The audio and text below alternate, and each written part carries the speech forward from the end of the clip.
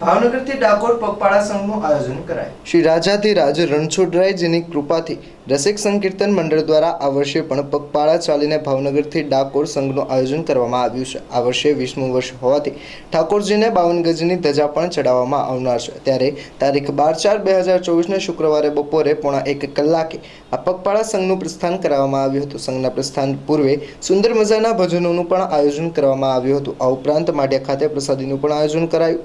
આ સંઘમાં બહોળી સંખ્યામાં ભક્તજનો જોડાયા છે।